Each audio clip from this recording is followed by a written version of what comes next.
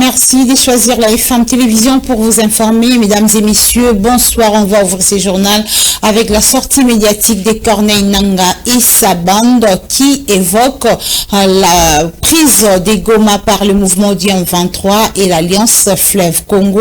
Une information qui n'a pas laissé indifférent la sphère politique congolaise, selon Albert Mwamba, coordonnateur du mouvement de soutien à Daniel Bumba, candidat gouverneur de la ville de Kinshasa. C'est une honte et une aventure qui n'aura aucun effet. Il est au micro de Alain Goma et Tori Satibu. C'est du marketing. Ils veulent pour que l'on voie qu'ils valent quelque chose. Mais c'est du marketing médiatique. Vous savez, la fois passée, ils étaient ici, non? Ils avaient envoyé des délégations ici à Kinshasa pour qu'ils voient le président Tshisekedi, du temps de l'ancien ministre de l'Intérieur de l'UDPS Kankonde. Vous savez qu'ils étaient ici. Ils sont en train de négocier. Président, oui, Ambabiso, tu peux nous recevoir parce que nous avons des deals. Voilà, si vous ne voulez pas nous recevoir, nous allons faire ceci. C'est ce qu'ils veulent. Ils sont déjà morts. Ils veulent être réanimés en rapport avec des dialogues. Ils veulent qu'ils soient réanimés au travers des dialogues. Ils ne valent pas quelque chose. La population congolaise, je vous dis, ne soyez pas troublés par les dires de Nangaa. Ne soyez pas troublés par les adhésions d'Henri Magie. Henri Magie qui n'a jamais été dans une école militaire. Henri Magie qui ne sait même pas manipuler un pistolet. Maintenant, aujourd'hui, qui dit il est nouveau membre d'un mouvement rebelle. Qu'est-ce qu'il va faire? Si s'il prend l'arme, il va tomber avec, il ne saura même pas les manipuler. L'affaire là de l'Est sera dans l'histoire. Il y a des pourparlers qui sont en train d'être aménagés. Lui, leur maître Gaga, mais vous n'avez pas entendu comment il a pleuré devant les médias. Il dit que non, il faut que le président Tshisekedi retire d'abord ses paroles. Et le président Tshisekedi est manipulateur et consort. Donc je vais vous dire que ayez votre apaisement.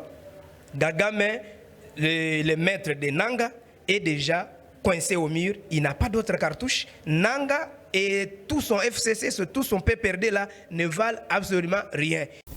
Et pendant ces temps, sachez que la levée du moratoire sur l'exécution de la peine de mort, la Commission nationale des droits de l'homme, CNDH, a donné son avis sur cette question qui fait couler encre et salive. La CNDH a également donné quelques propositions sur cette matière en tant qu'organisation d'appui à la démocratie. C'était au cours d'un point de presse tenu le mardi au siège de cette institution à la Gombe. Détail dans cet élément.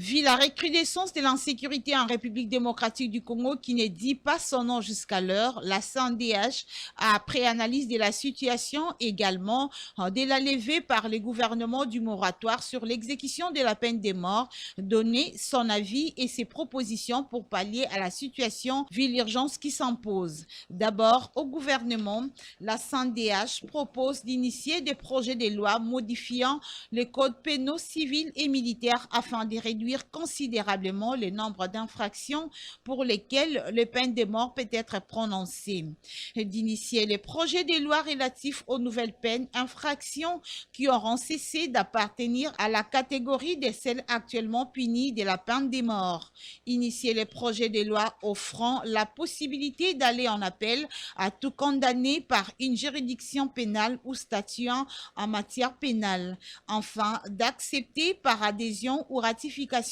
le deuxième protocole facultatif se rapportant au pacte international relatif aux droits civils et politiques avec les réserves autorisées à l'article 2E1. Au président de la République, la CNDH propose de communier pour certaines personnes leur condamnation à mort en deux peines qui auront été édictées à la suite de la réforme pour punir les faits pour lesquels ces personnes ont été condamnées à mort. Le président de la CNDH, Paul Sapou Moukoulou, a également fait l'aperçu général sur la situation des droits de l'homme en République démocratique du Congo qui demeure préoccupante. Lorsque nous regardons l'évolution de la situation des droits de l'homme en RDC, les tableaux indiquent que la RDC est un pays qui a souffert, qui est passé par des tragédies inacceptables en termes de violations massives des droits de l'homme, en termes de massacres de population. Jusqu'à ces jours, nous déplorons encore des violations graves des droits de l'homme, surtout des crimes de toutes sortes enregistrés, surtout à l'est du pays, avec le conflit armé, le conflit qui endeuille la population congolaise du fait qu'il y a un pays voisin, le Rwanda, qui entretient de rebelles, le groupe rebelle, j'ai cité le M23, et les éléments même de l'armée rwandaise ont traversé et sont sur le territoire congolais en train de soutenir ou bien de se battre contre l'armée nationale de notre pays. Il y a des rapports bien précis sur cela, sur ces massacres, bien documentés, des rapports rédigés par les organisations nationales de droits de l'homme, les organisations congolaises, des rapports rédigés par la communauté internationale représentée par l'ONU, des rapports bien précis pour ne pas parler du rapport mapping. Il s'y est de noter que cet avis et proposition de la CNDH intervient après la dernière décision du gouvernement du 9 février 2024 et dont le ministre d'État et ministre de la Justice, Rose Mutombo, a signé le 13 mars dernier la note circulaire qui était adressée aux différentes juridictions dans lesquelles elle a donné la justification de la décision de la levée du moratoire sur l'exécution de la peine de mort. Autre chose à présent, 69 détenus ont bénéficié de la libération conditionnelle à la prison centrale de Makala par le procureur général près la Cour de cassation. Détail dans cet élément que nous propose Alain Goma. Le procureur général près la Cour de cassation, Firmin Vondé, a accordé jeudi 28 mars la liberté à au moins 69 détenus de la prison centrale de Makala répondant aux critères de la loi. C'est là après qu'une commission spéciale a examiné des dossiers de détenus au cas par cas dans cette maison carcérale. Il y a une commission ici pour voir les cas éligibles à la libération. Ils sont libérés parce qu'ils répondent aux critères définis par la loi. Nous sommes de légalistes et nous obéissons à la loi qui veut que certaines infractions soient traitées de manière qu'elles se terminent, soit par classement sans suite, car ce sont des faits bénins, soit par classement par amende traditionnelle ou par poursuite, explique Firmin Vondé. Ce haut magistrat a également indiqué qu'il y a des cas qui, naturellement, ne peuvent être libérés, notamment ceux relatifs aux prisonniers ayant commis des infractions assez graves. Il a affirmé avoir recommandé au directeur de la prison centrale de Makala de ne pas accepter de détenus n'ayant pas de dossier régulièrement constitué. Firmin Vondé a par ailleurs demandé aux détenus ayant passé 5 ou 10 ans sans voir leur magistrat de signifier leur cas acquis de droit. Il n'y a personne qui a fait plus de 15 ans en prison. C'est du mensonge. Depuis que je suis là, je n'ai pas vu un seul prévenu qui manque un seul dossier, a-t-il fait savoir. Après les ressorts de la cour d'appel de Gombe, le procureur général près la cour de cassation devra dès ce vendredi libérer ceux du ressort de la cour d'appel de Matete. Et le président de la Fondation Maloua et président de l'IFC Renaissance du Congo, Maître Maloua Billy Cléophas, a été immortalisé à travers un portrait réalisé par Abraham Mukendi, un élève de la 2e année Humanité à l'Institut des Beaux-Arts. Ce futur artiste a déposé son œuvre au siège de la Fondation Maloua. Suivez les détails dans ce reportage. C'est une œuvre impressionnante, attirante et beau à voir, réalisée par ces jeunes qui rêvent de devenir grands artistes. Abraham Mukendi, artiste et auteur de ses portraits, a été inspiré par la célèbre phrase de Maître Maloua Billy Cléophas, président de la Fondation Maloua, « Nul n'a le droit d'être heureux seul sur la terre », qui lui a poussé à immortaliser l'auteur de la célèbre phrase qui dit long. Nul n'a le droit d'être heureux seul sur la terre. C'est moi qui m'inspire et c'est ça qui m'a donné la volonté de confirmer qu'il est une bonne personne. Donc c'est pour ça que j'ai fait cette œuvre d'art. Après conception et réalisation de cet art, ce jeune ambitieux a remis son œuvre auprès de la directrice des programmes de la FM Télévision, tout en espérant devenir grand dans son domaine artistique. Si je compte mon avenir, d'être un grand artiste, donc d'être parmi les meilleurs artistes, et non seulement de notre pays, et même parmi les meilleurs artistes du monde, voilà. Donc je vais être parmi les meilleurs et pour défendre mon pays. Élève à l'Institut des Beaux-Arts, Abraham Mukendi éprouve certaines difficultés dans la réalisation de ses œuvres. C'est à travers le matériel que je ferai les bonnes œuvres pour que je puisse professionnaliser mon art. Donc c'est ça mon difficulté vraiment. Cet artiste, auteur de cette œuvre, apprécié par tout le monde malgré son niveau d'études, poursuit sans relâche ses études à l'Institut des Beaux-Arts, mais en soutien pour l'aider à pérenniser sa vision et souhaiter. Un mot sur la religion, célébration le dimanche 24 mars dernier de l'anniversaire du patriarche Matondo Kiboba, représentant les gars de la communauté Lumière des Dieux. C'est au cours d'un grand culte d'action des grâces organisé à la paroisse Lumière de Dieu de Massina. Enoch Mafuka était là pour le compte de la FM Télévision. Suivez. Tout a commencé par un grand culte d'action des grâces où l'orateur du jour, le prophète Matondo Kiboba, a exhorté les peuples des dieux sur la déclaration familiale qui nécessite le secret pour se prévenir de l'ennemi qui rôde toujours pour détruire le peuple des dieux. La prudence exige, a-t-il dit. Après le programme du culte ordinaire des dimanches, le prophète Matondo s'est résolu de se joindre aux fidèles de la communauté Lumière des Dieux, un peu comme Jésus, pour partager ensemble la joie du jour de sa naissance.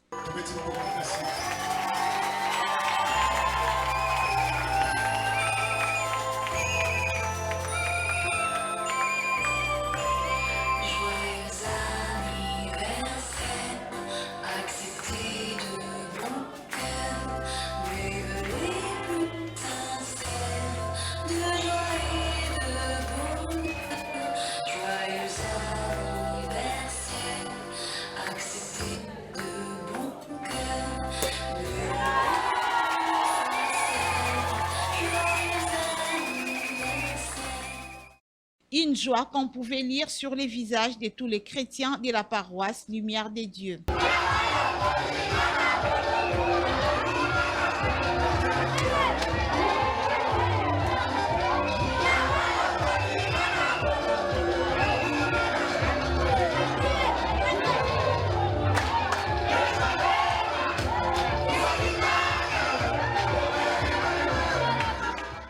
Les témoignages sur l'homme des dieux en ces jours de son anniversaire restent le parfum qui a couronné cette journée festive.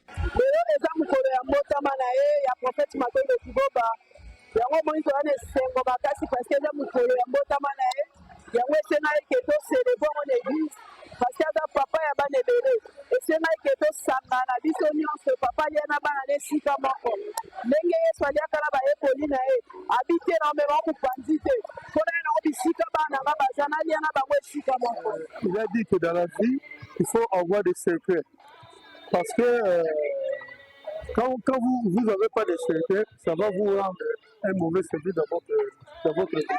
Le patriarche Matondo Kiboba a circonscrit en quelques mots la joie et l'importance de cette journée de naissance. Parce que tu as un témoin sur le blas sur déclaration, réclamation de la famille. Mais tu as un belango, tu as un malamon à fêti, il y a un jour où on a un maki. Ça mon colonel Sengo, mon colo, Batunio, vraiment, ma route à la maternité, et on a un bisonio sur les sanga, la catine tonga en colo.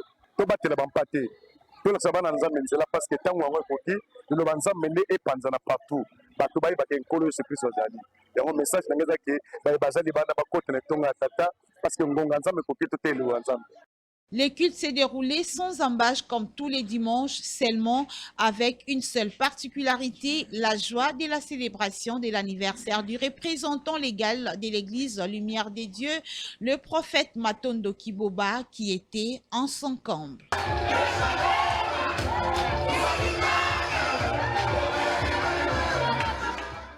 Et en page internationale, sachez que l'ancien président du Sénégal, Macky Sall, a reçu en audience son successeur, Bassirou Diomaye Faye, pour un entretien qui a tourné autour des questions d'État ainsi que sur l'aspect ayant trait aux préparatifs de la cérémonie de prestation des serments du nouveau président du Sénégal. La cérémonie des prestations des serments aura bel et bien lieu le mardi 2 avril prochain au Centre international Abdou Diouf à 11h précises.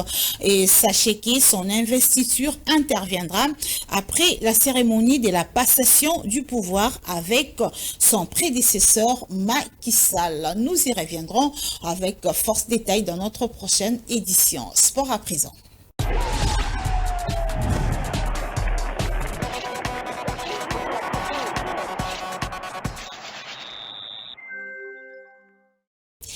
Coup de tonnerre pour les Dauphins noirs qui perdent 3 matchs par forfait après avoir aligné un joueur non qualifié. L'annonce a été faite par la commission de gestion de la Lina Foot via un communiqué publié hier jeudi 28 mars 2024. Les détails, c'est avec Lionel Ngolo. Le FC Les Aigles du Congo reproche à ses joueurs de ne pas être éligibles. Le secrétariat du club de Kinshasa a sauté sur l'occasion pour essayer d'en tirer profit. Le Benjamin des clubs de Ligue 1 trouve finalement gain de cause selon une décision de la Ligue nationale de football. Dauphin Noir perd 3 matchs auxquels le joueur concerné a pris part. Un coup dur pour les clubs dans cette phase où les places sont très chères à trouver. Sachez que l'Est Dauphin Noir perd le match numéro 12 par forfait au profit du FC Les Aigles du Congo sur le score de 0-3. Elle perd également par forfait le match numéro 6 du 10 mars 2024 au profit du tout-puissant Mazembe et l'image numéro 15 du 17 mars 2024 dernier au profit de l'ASB Club de Kinshasa. Le joueur Satala Saïdi Hassani, lui, est suspendu jusqu'à la régularisation de sa situation. La Ligue nationale a aussi frappé Sylvain Kavunga, secrétaire sportif adjoint des Dauphins Noirs, suspendu pour 3 mois. Il doit aussi s'acquitter d'une amende de $250 américains. Pourtant, Dauphin Noir avait, durant ces 3 matchs, empoché 4 points. Il a un nul à domicile face au tout-puissant Mazembe, 0 but partout. Un succès chez lui à la hauteur de la dénonciation. Les Aigles 1-0 et une défaite à l'extérieur face à un club sur le score de 4-1. Mais ces points s'envolent et les clubs se retrouvent au bas du classement avec seulement 3 points. Les Aigles du Congo de leur côté montent à la 4e position avec 9 points désormais. Mazembe trône désormais avec 12 points, juste devant un club qui compte 9 points. Et c'est par cette note sportive que nous bouclons cette édition du journal sur la F1 Télévision. Mesdames et messieurs, merci de l'avoir suivi. On se retrouve prochainement si Dieu le veut.